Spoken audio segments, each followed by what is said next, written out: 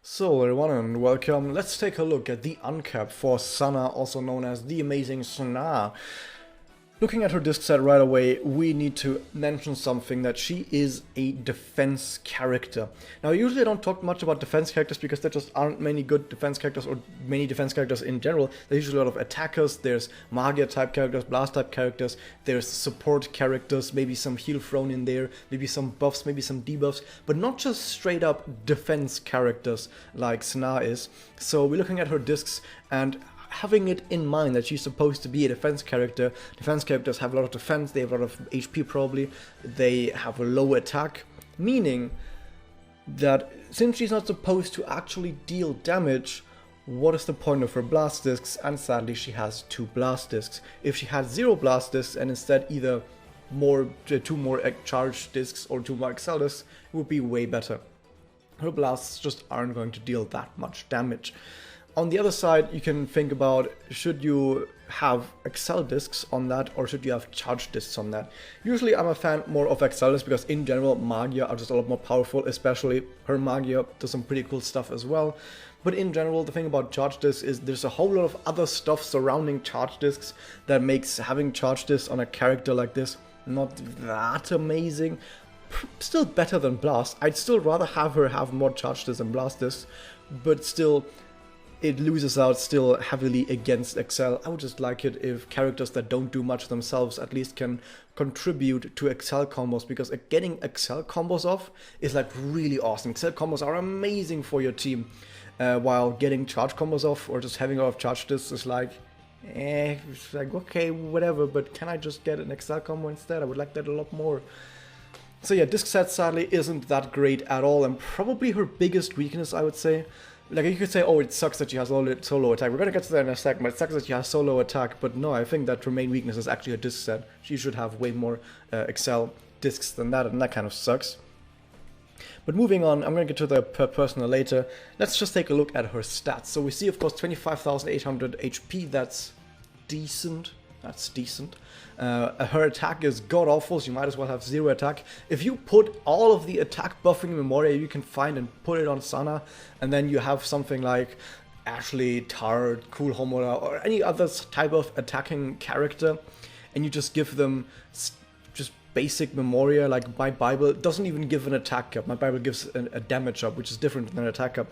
If you just gave them like damage up Memoria or blast Memoria, they would still have way more attack than Snaa with all of these attack up Memoria would have. So some people might try to build a character like this as an attacker, maybe to like surprise people. Oh yeah, I guess you didn't see this coming, but just put those attacking Memoria on like your actual attackers, and it's going to be way more effective, especially since if you have something that buffs attack by like 20%, buffing 6,000 by 20% is not nearly as powerful as buffing 10,000 by 20%. So just put them on your offensive characters instead. It's like way better. So let's just not treat Snaa as having any attack at all. She might as well have 0 attack. Moving on then, her defense is actually absurd. 9,080 on a non-4-star character is actually absurd. That's actually really, really high, which kind of makes sense because her attack is so low. But her defense is actually even higher than that. And this is something that I usually don't bring up too much because it doesn't make that much difference usually. But if you compare those stats, for example, to a Tard. Tard has like 1,500 or something less HP, but she has almost the same defense, right? She only has like 80 defense less, right? No, she actually has way less defense than that. If we look at the awakening bonuses for Tard, she gets a plus 7% on defense, but Snaa, she gets a plus 9% on defense, and after doing the maths, those, in case you don't know, those percentages, they go on the base attack or defense or whatever, and then on top of that you just get plus the Memoria. The Memoria do not get this 9% bonus, but it just gets multiplied on the base, so Tard's base defense is not actually 8,998, it's actually, if I'm rounding, 9,600, it's actually 600 more than that. But Snaa, getting 9% bonus, her base defense isn't 9,080, it's 9,897. It's almost 900 more than that. not 900 more, like it's like 800 more than that. And compared to Tart, she has like 271 more defense than Tart. 271, not 80. Just as a side note, that she does have this amazing awakening bonus to defense, making her defense quite a lot higher than what it shows right here. Also a refresher to people, because usually this also isn't that important, but with someone like Snaa it actually is very important. Let's just say she has like 10,000 defense.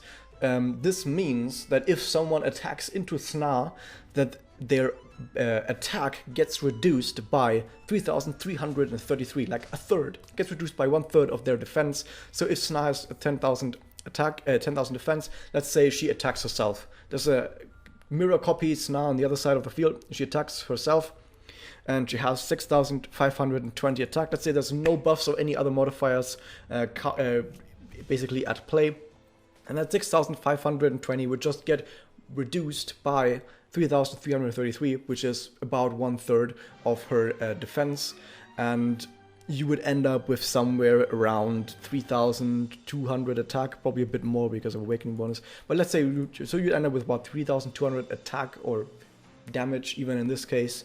So having a lot of defense is really good. But that said, of course, attack just scales way better than defense, because defense gets reduced by 2/3, while attack doesn't get reduced by anything. Why should it? Moving on though with more important stuff, now we're going to move on to the connect. So once Snaa gets the connect off, if you see her 2-star, 3-star and 4-star connects, they're pretty bad. They don't really do anything. They give 100% damage cut, and I'm going to get to that in a second. But on 5-star, she also gets a 32.5% attack up, and she gets another effect that is never going to happen, because why would you play Tamaki Iroha on the field?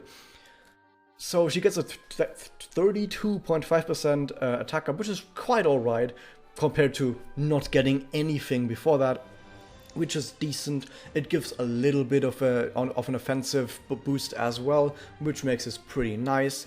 But what does 10% damage cut even mean? Does it mean that you make people invulnerable with this? No, not at all.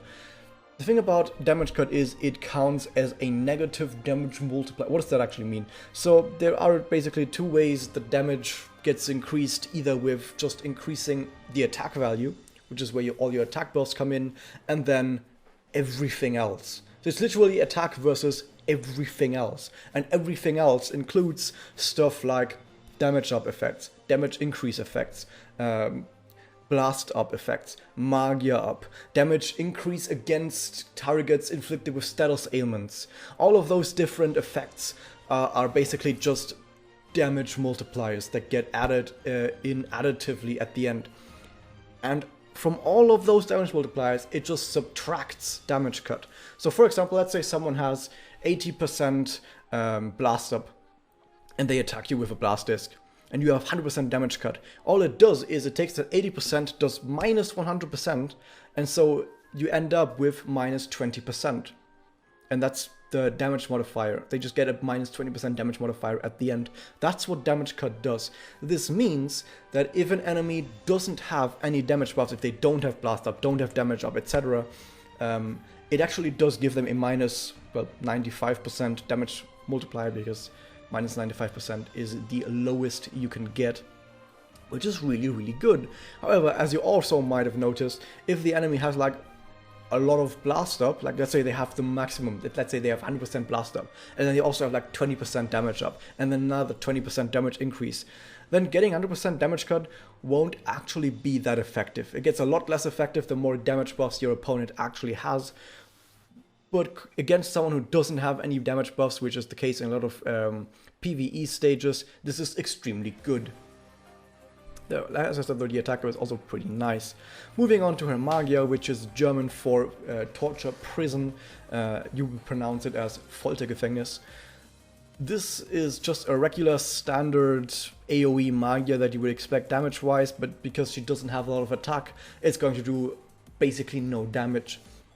However, you don't really use this for the damage, you use this for defense up and damage cut, and you get both of this, quite a lot of it. With the scaling at Magia 5, you would get like 58% damage up, which is amazing, and you get about a 47.5% damage cut, which is also amazing. So this is an extremely defensive Magia, which is absolutely amazing and kind of what you would expect from a defense-oriented character like this. So between her Connect and her Magia, she's really, really good at making other people really, really tanky. So this was usually where the end of this would be, where I just say, oh man, she's really, really good at making other people tanky while being tanky herself, but her discs are a really big waste, and you don't really want to take her discs. I mean, you have to take her disc to maybe get her to Magia or get her to a Connect, but apart from that, she kind of wastes your discs, sadly. And this is usually where I say at the end, like, this is my verdict. Really amazing on defense to like support other people in like as a support to make other people really tanky and go to like turn 30 or whatever. But she has useless discs. But there's more. I haven't mentioned Spirit Enhancement for anyone else so far because it's still quite a ways off, and I'm not going to go over all the Spirit Enhancements right now for any of the characters that I usually review, because like I said, it's going to take a really long time until we get there. But I might as well make a quick note that she gets an Endure passively that is active only for PvE quests once. She gets a 15% passive chance to provoke, she gets a 10% damage cut, she gets a 50% additional damage cut against Blast. So as you can see, she gets a lot more defensive stuff and some really awesome stuff passively. And her active, which has a really, really short cooldown for SE actives. SE actives usually have like over 10 turns cooldown, one has 6 turns cooldown, and gives her 3 stacks of anti-debuff, which is actually pretty amazing in some PvE EX challenge quests. Like there are quite a lot of EX challenge quests where the enemy will use debuffs on your team, and having this anti-debuff, 3 instances of it, is actually pretty darn amazing. Pair that with a Madoka who can give anti-debuff to the entire team for once, and that's actually pretty amazing. So she has actually a pretty cool niche in some PvE stages if you have the materials left to give a Spirit Enhancement. However, you probably won't have the materials to Spirit Enhance her because you need them for more important characters. But like I said, if you have some of the materials left over, you could give her Spirit Enhancement as well. Also, something that I usually don't talk much about because it's like, yeah, whatever, their Doppel is just a bit better than the Magia, let's move on.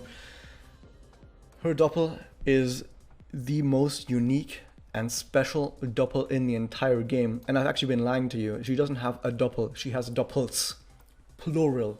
She's the only character in the entire game that has 2 Doppels. How her Doppel works is the following. It's Theresia, the Doppel of colorless transparency, torture chair shape. And I'm going to talk a little bit about some lore as well. So basically, I'm not going to read you the description down here, you can read it yourself, but basically the idea is that the actual center, the core of the Doppel is like an invisible person sitting in the center of this chair. But when you summon Theresia, what happens is you randomly 50-50 get either of the 2 halves. You either get right half or you get left half. Okay, so left half, I think, is pattern 1, which does damage to all enemies, it gives the defense up, it gives damage cut, it basically does the same thing that Foltergefängnis does, but it also heals allies, which is really good. So it's basically just regular Magia with a heal in there. Pretty awesome, right? But you also have a 50% chance of getting the right half, which is also has a completely different animation, is a lot more brutal and a lot more gory and like sprays the entire screen with blood. It's actually pretty insane, and the lore also says that this is the half that will also attack allies, which is also something that this Doppel does that I think not any other Doppel does in lore. In the actual gameplay, it doesn't attack your allies, although that would be pretty cool. So no, this doesn't attack your allies, although in lore it would. It actually does slightly more damage, like really slightly more, like 22%. It burns all enemies, gives all enemies darkness at a chance for both of them, and it also has a chance to bind all enemies.